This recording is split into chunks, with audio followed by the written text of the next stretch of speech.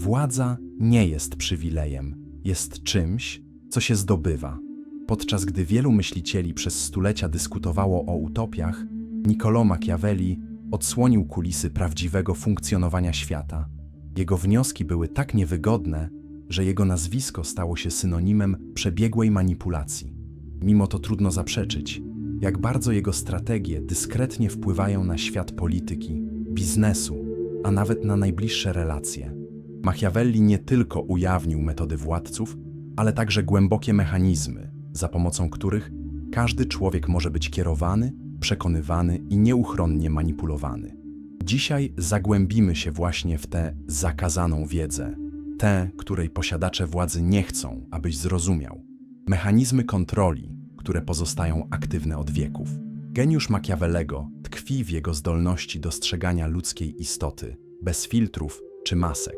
Sam powiedział, ludzie są tak prości duchem i kierowani bezpośrednimi potrzebami, że przebiegły człowiek zawsze znajdzie kogoś, kto pragnie być oszukiwany. Ta wizja stanowi kręgosłup myśli machiavellicznej. Czy zauważyłeś, jak często ludzie działają wbrew temu, co twierdzą, że pragną? Mimo że powszechna opinia głosi, iż jesteśmy istotami logicznymi i spójnymi, Machiavelli widział to inaczej. Stwierdził, że główne ludzkie motywacje krążą wokół tylko dwóch osi – strachu i własnego interesu. I bez względu na przedstawioną racjonalizację, prawie zawsze chodzi o te dwa impulsy. Zauważ, jak zbiorowy nastrój zmienia się wraz ze zmianą okoliczności. Naród domagający się wojny po ataku zmienia się w pacyfistyczny tłum, gdy straty zaczynają ciążyć. To samo dzieje się z pracownikiem, który chwali szefa wobec innych, ale krytykuje go za jego plecami, lub z przyjacielem, który znika właśnie wtedy, gdy wspieranie ciebie przynosi mu jakąś stratę. Znasz tego polityka, który w kampanii przysiągł, że nigdy nie sprzymierzy się z pewnymi przeciwnikami, a potem zjednoczył się z nimi dla własnej korzyści. To nie tylko hipokryzja, ale naga i surowa ludzka natura, bez poleru. Jednym z największych odkryć Machiavellego jest dostrzeżenie, że moralność jest bardziej występem niż prawdziwą substancją. Wszyscy widzą to, co udajesz. Niewielu poznaje, kim naprawdę jesteś. Między wizerunkiem a prawdą istnieje próżnia, w której manipulacja znajduje żyzny grunt. Pomyśl, ile razy sam oceniasz ludzi na podstawie tego, co pokazują lub osiągają, a nie tego, co czują lub zamierzają. W ten sposób fasada cnoty staje się bardziej wartościowa niż autentyczna cnota. Ten, kto utrzymuje reputację publicznej uczciwości, jednocześnie działając oportunistycznie, zwykle prosperuje lepiej niż ten, kto jest naprawdę prawy, ale przekazuje niepewność lub niezdecydowanie. Dotyczy to również poza polityką. Kolega, który koniecznie chce pokazać swoje osiągnięcia, zwykle jest bardziej uznawany niż ten dyskretny, który naprawdę porusza tryby. Podobnie partner, który stawia na efektowne romantyczne gesty, jest postrzegany jako bardziej oddany niż ten, który oferuje solidne, ale ciche wsparcie. Nieuniknione jest zmierzenie się z dylematem zaproponowanym przez Machiavellego. Czy lepiej byłoby zdobyć uczucie czy strach innych? Odpowiedź, bezpośrednia i bez ogródek, brzmiała: jeśli nie da się być obydwoma, znacznie bezpieczniej jest być obawianym niż kochanym. Czy zauważyłeś już, jak ten szef, który budzi szacunek poprzez strach, często osiąga solidniejsze wyniki niż ten, który stara się zadowolić wszystkich? Albo jak w sytuacjach negocjacyjnych, ten, kto pokazuje, że jest gotów odejść od stołu, prawie zawsze uzyskuje najlepsze warunki. Machiavelli zauważył, że choć zdobywanie miłości ludzi jest użyteczne, istnieje w tej strategii nieodłączna kruchość. Uczucie, według niego, zawsze podlegało kalkulacji korzyści. Ludzie są na ogół niewdzięczni, zmienni, udawani, starają się unikać niebezpieczeństw i zawsze mają na uwadze własną korzyść. Tak więc w godzinie konfliktu między własnym interesem a uczuciem zwykle przeważa interes.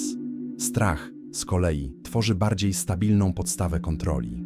Jak napisał Machiavelli, strach utrzymuje się przez obawę przed karą, a to rzadko zawodzi. Podczas gdy czułość znika przy najmniejszym znaku dyskomfortu, obawa przed konsekwencjami trwa.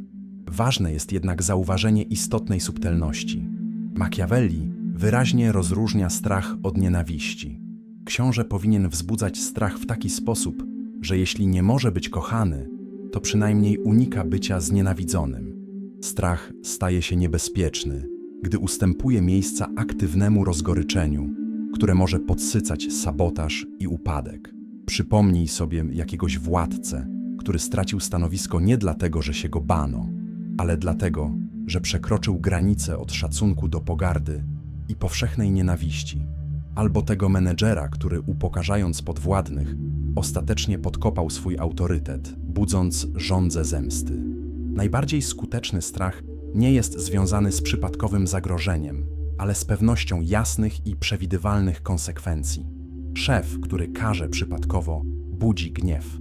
Ten, który ustala zasady i dotrzymuje umów, buduje szacunek i dyscyplinę. Wielu ludzi myśli, że Machiavelli bronił okrucieństwa, ale w rzeczywistości po prostu uznawał wagę percepcji.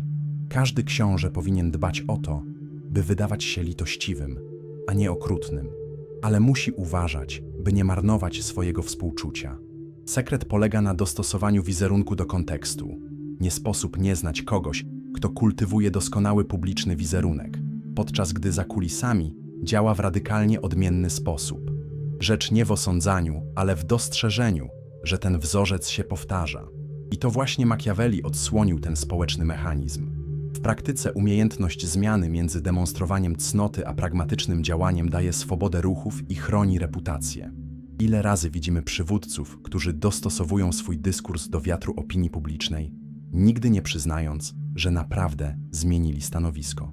Istnieje powód, dla którego efektowne publiczne gesty przyciągają więcej uwagi niż lata stałej pracy za kulisami. Machiavelli zauważył, że dla większości liczy się to, co widoczne, a nie cichy proces. Pojedynczy akt hojności przed kamerami zwykle przynosi większe uznanie niż niezliczone dyskretne pomoce. Polityk, który pojawia się na miejscu tragedii we właściwym momencie, przyciąga reflektory, nawet jeśli ten, kto naprawdę rozwiązuje problem, pozostaje anonimowy. Kierownik, który publicznie chwali, staje się symbolem przywództwa, podczas gdy ten, który cicho wspiera wszystkich, rzadko staje się punktem odniesienia. Nie ma nic przypadkowego w tych przykładach. Odsłaniają one istotę ludzkiej percepcji w działaniu. A manipulacja wizerunkiem jest dla Machiavellego fundamentalnym narzędziem władzy. Książę, który przedstawia się inaczej i ukrywa swoje prawdziwe intencje, zawsze znajdzie kogoś, kto zechce uwierzyć w jego wersję. Kto kontroluje przepływ informacji, ten częściowo kontroluje spojrzenie drugiego człowieka na rzeczywistość. W codziennym życiu łatwo zauważyć, jak duże firmy wolą ogłaszać złe wiadomości, gdy wiedzą, że nikt nie zwraca zbyt wielkiej uwagi. Albo jak osobistości publiczne wybierają odpowiedni moment, aby przyznać się do czegoś kontrowersyjnego, licząc na to, że większy kryzys odwróci uwagę od tematu. Nawet w intymnych sytuacjach nie brakuje osób, które reorganizują szczegóły historii tak, aby ich wizerunek pozostał nienaganny. Czy kiedykolwiek zastanawiałeś się, ile razy wpadłeś w te pułapki? Prawdopodobnie więcej niż myślisz. Chodzi nie o to, czy jesteśmy manipulowani, ale o to, na ile jesteśmy świadomi tych mechanizmów. Oprócz tych ogólnych zasad, Machiavelli wymienił również bardzo konkretne taktyki, praktyczne narzędzia, które nawet dziś zapewniają wpływy tym, którzy potrafią ich używać. Zaplanowana hojność jest jednym z tych kluczy. Ludzie łatwiej zapominają o śmierci ojca niż o utracie dziedzictwa, ostrzegał. Gdy udzielasz korzyści w sposób skalkulowany, tworzysz nie tylko wdzięczność, ale także zależność. Różnica tkwi w intencji. Aby generować prawdziwy wpływ, hojność musi być zauważona, zapamiętana i najlepiej bezpośrednio przypisana tobie. Niewidoczna pomoc rzadko buduje prawdziwą władzę. Najlepsze korzyści to te, które sprawiają, że inni nadal widzą korzyść w pozostawaniu w pobliżu. Wyobraź sobie polityka, który inwestuje środki w lokalne projekty i koniecznie chce umieścić swoje nazwisko na każdej tablicy informacyjnej. Albo tego kolegę z pracy, który zawsze pojawia się jako wybawca w najbardziej widocznych momentach, budując wizerunek niezastąpionego. Inną klasyczną taktyką jest chłodno przemyślane przebaczenie. Machiavelli był bezpośredni. Ludzie muszą być pieszczeni albo eliminowani, ponieważ mszczą się za drobne obrazy, ale nie mają siły, by odpłacić za wielkie cięcia. W praktyce oznacza to, że próba połowicznego rozwiązania konfliktów to proszenie się o stworzenie cichych i urażonych wrogów. Lider, który w pełni przyjmuje kogoś, kto popełnił błąd lub decyduje się całkowicie odsunąć osobę, unika niebezpieczeństw związanych z utrzymywaniem niezadowolonych osób na nieistotnych stanowiskach, gdzie tylko fermentują żal. Obserwuj, jak w dużych grupach całkowite pojednanie lub ostateczne odsunięcie są skuteczniejsze niż wymuszone współistnienie z osobami, które straciły przestrzeń. Ta sama zasada wyjaśnia, dlaczego zręczni negocjatorzy wolą pełne porozumienia lub jasne zerwania od kulejących kompromisów, które tylko podsycają zawoalowane niezadowolenie. Tymczasem tak zwany dogodny kryzys jest jednym z najbardziej współczesnych narzędzi z arsenału makiawelicznego. Nigdy nie marnuj dobrego kryzysu stało się współczesnym mottem, ale Machiavelli już zauważał, że w czasach zawirowań ludzie akceptują zmiany, których nigdy nie tolerowaliby w spokojnych czasach. Sekret polega na zrozumieniu, że niestabilność, nawet jeśli nie sztucznie stworzona, ale tylko dobrze wykorzystana, pozwala na wdrażanie reform, cięć i restrukturyzacji pod pretekstem pilnej potrzeby. Wystarczy zaobserwować, ile razy niepopularne przepisy przechodzą po tragediach lub wielkie zmiany w firmach mają miejsce w środku niekorzystnego scenariusza ekonomicznego. Lider, który przygotowuje swoje karty i czeka na właściwy moment, może posunąć się naprzód, gdy wszyscy są rozproszeni lub niepewni. Inny kluczowy punkt dotyczy sojuszy. Machiavelli nauczał, że najsilniejszym władcą jest ten, który staje się głównym kanałem dostępu do przysług, możliwości i zasobów. Kiedy ludzie rozumieją, że muszą przejść przez ciebie, aby osiągnąć to, czego pragną, twój wpływ rośnie bez konieczności stosowania bezpośredniej siły. Nie chodzi tylko o bycie hojnym, chodzi o bycie niezbędnym punktem połączenia. W świecie korporacyjnym zasada ta pojawia się u tych, którzy kontrolują przepływ informacji i zatwierdzanie. W życiu towarzyskim pojawia się u tych, którzy stają się mostem do możliwości, nigdy tylko końcowym celem sieci. Im bardziej stajesz się drogą do sukcesu innych, tym bardziej wzrasta twoja władza i tym mniej jawnego wysiłku musisz wkładać. Warto zauważyć, choć Machiavelli pisał dla książąt w czasach miast państw, jego podręcznik władzy doskonale pasuje do współczesnych środowisk wpływów, gdzie jawne dowodzenie ustępuje miejsca subtelnej manipulacji. Dziś najlepszym manipulatorem nie jest ten, kto wykrzykuje rozkazy, ale ten, kto kształtuje środowisko tak, by inni robili to, czego on oczekuje, często wierząc, że zdecydowali samodzielnie. Prawdziwa gra kulis polega na wiedzy, co ujawnić, kiedy to ujawnić i komu przypisać zasługi lub porażki. Współczesny makiawelista nie oskarża, nie kłamie otwarcie, ale pozwala, by małe wątpliwości, niewinne pytania i strategiczne milczenia zasiały właściwe nasiona w grupie. Czasami wystarczy zapytać, czy wiesz, dlaczego ten projekt znowu się opóźnił, aby zmienić całą dynamikę władzy, bez potrzeby narażania się. To, co naprawdę odróżnia najbardziej skuteczne formy manipulacji, to właśnie fakt, że działają one poniżej radaru, wymykając się świadomości ludzi. Jawna manipulacja zwykle jest rozpoznawana i dlatego generuje opór. Natomiast subtelne strategie, te, które poruszają emocje, kształtują opcje lub zmieniają informacje bez rozgłosu, działają prawie automatycznie. To właśnie ta niewidzialna kontrola sprawia, że tak wielu wierzy, że działa z własnej woli, gdy w rzeczywistości ich wybory zostały już ograniczone, ukierunkowane lub przewidziane. Pomyśl, ile razy sam zastanawiałeś się, dlaczego zawsze kończysz z najtrudniejszymi zadaniami lub dlaczego wydaje się, że zawsze jesteś o krok za nowościami krążącymi w twojej grupie. To właśnie takie szczegóły, prawie niezauważalne, ujawniają mechanizmy społecznej władzy w działaniu. Nie bez powodu jednym z największych atutów tych, którzy opanowali te techniki, jest właśnie zachowanie pozorów wolności innych, tworząc poczucie autonomii, podczas gdy za kulisami manipulują zmiennymi i wyborami. Współcześni wpływowi ludzie osiągają rezultaty bez uruchamiania alarmów oporu. Dlatego właśnie w negocjacjach zręczni przywódcy często oferują fałszywe alternatywy lub przedstawiają już podjęte decyzje tak, jakby były owocem zbiorowego i demokratycznego procesu.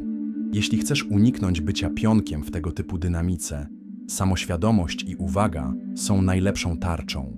Zrozumienie działania tych mechanizmów nie czyni cię odpornym, ale pozwala rozpoznać, kiedy jesteś prowadzony do z góry ustalonego wyniku, dając ci przynajmniej możliwość wyboru, jak zareagować. Oczywiście, zastanawianie się nad tym wszystkim przynosi dyskomfort. Są nawet tacy, którzy kwestionują, czy zrozumienie mechanizmów manipulacji nie byłoby samo w sobie drogą do zepsucia. Czy dogłębne zrozumienie kontroli nad ludźmi nieuchronnie prowadzi do wykorzystywania tej wiedzy dla własnej korzyści? Odpowiedź, jakiej udzieliłby Machiavelli, jest mniej uproszczona niż można by sobie wyobrazić. Ten, kto decyduje się postępować dobrze przez cały czas, jest skazany na zgubę w świecie, gdzie wielu nie jest dobrych. Ignorowanie istnienia tych strategii nikogo nie chroni. Przeciwnie, tylko ułatwia wpadnięcie w ręce tych, którzy używają ich bez skrupułów. Władza sama w sobie nie jest dobra ani zła. Wszystko zależy od celu, któremu służy. Narzędzia wpływu mogą służyć zarówno do ochrony i przewodzenia, jak i do wykorzystywania i korumpowania. Różnica tkwi w intencji i osiągniętych rezultatach. Wykorzystywanie percepcji, kontroli i wpływu do inspirowania, ochrony lub ułatwiania wspólnego dobra jest tak samo możliwe, jak wykorzystywanie ich dla własnej korzyści. Wiedza o tym, jak funkcjonują ludzie, ich impulsy, lęki i pragnienia, to tylko krok w kierunku jasności. To, co zrobisz z tym spojrzeniem, zależy tylko od ciebie. A teraz pytam, czy zidentyfikowałeś już Machiavellego w swoim kręgu towarzyskim? Czy przyłapałeś się na świadomym lub nieświadomym stosowaniu którejś z tych strategii?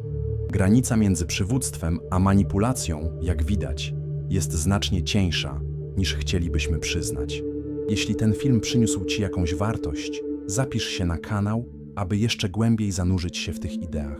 W końcu, jak nauczał Machiavelli, kto nie rozumie zasad gry, prędzej czy później stanie się pionkiem w rękach tych, którzy już opanowali planszę.